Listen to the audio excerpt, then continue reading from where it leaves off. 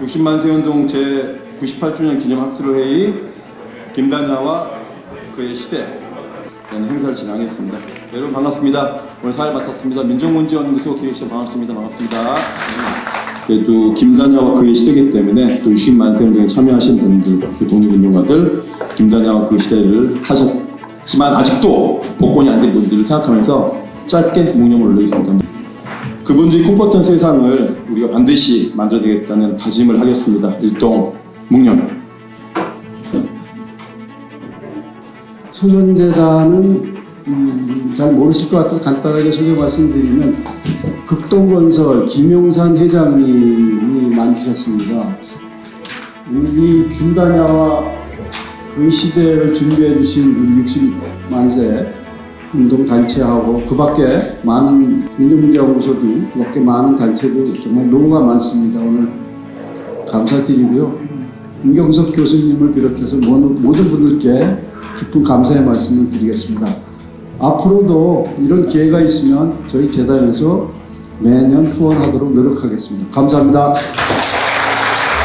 김다냐 선생이 1938년 스탈린 지하에서 반혁명 간첩 행위로 처형되고 86년과 2005년 뒤늦게 독립운동가로 취소되고 19년 만에 처음 만들어지는 역사적인 학술회의입니다.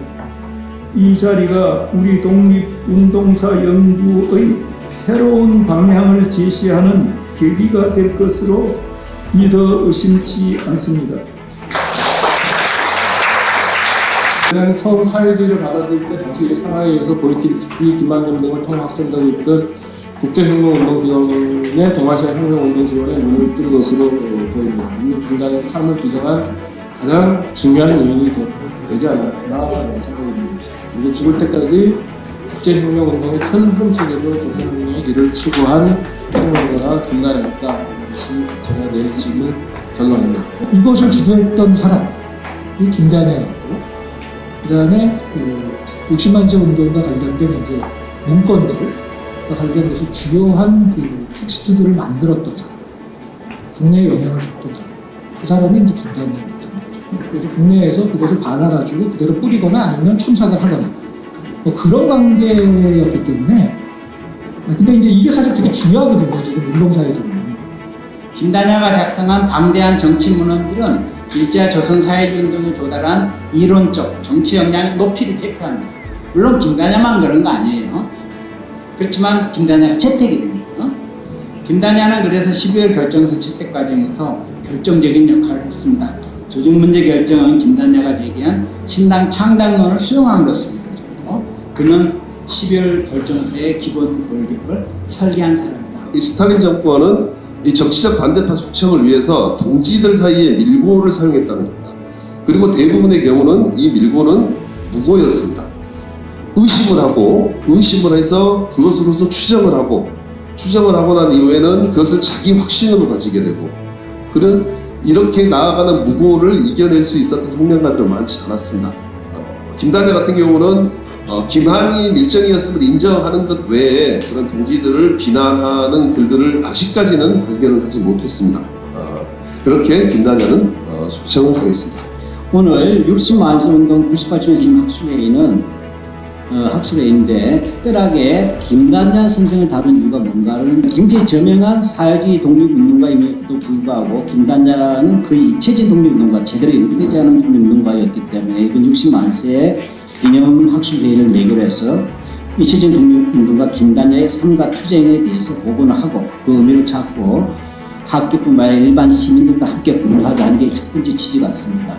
우리가 왜 이 시점에서 김다냐를 주목해야 하고 다시 뒤돌아봐야 하는지에 대해서 선생님들께서 얘기를 해주셨으면 좋겠습니다. 이상입니다.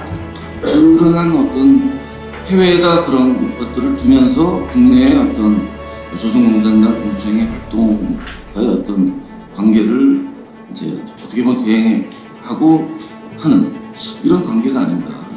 김다냐는 어느 잡지를 보니까 제사다. 제가 읽겠습니다만 몸은 가늘고 키는 날씬하고 사람을 보면 생글생글 입고 무모한 복장을 낸다. 그건 멋쟁이였던 것이죠. 인간적인 체취가 느껴지는 이런 평인데 임경수 선생은 어떻게 보시는지 궁금합니다. 글쎄, 김다냐가 혁명적 국제주의자인지는 잘 모르겠습니다만 혁명적 국제주의자인 김다냐처럼 소련에서 활동하는 서구 공산주의 사례와 비교해서 국제적 맥락에서 분석했으면 좋겠다. 죄송합니다. 고맙습니다. 이 박헌영과 이몽걸을 엮어서 상하이에서 트로이카를 달성하기에 다냐가 아닐까 생각합니다. 그리고 이 구성할 때 김다냐가 그런 말을 합니다. 이거는. 김다냐, 조공환, 김찬인데 김찬은 당대표로 들어간다고 써 있어요. 그러니까 이 조직이 아까도 말씀드렸지만 특이한 조직이에요. 김다냐 처안과 12월 태제는 동일하다. 다시 말해서 12월 태제는 김다냐 처안에 대한 번안이다. 그것을 번역한 거다 이렇게 생각합니다. 적어도 김다냐가 처음 그 사회주의를 받아들이고 하는 과정에서는 그런 21년 초에 있었던 한국공산당, 한인공산당 그의 바운더리 내에서 하지 않았을까? 뭐 저는 그렇게 생각합니다.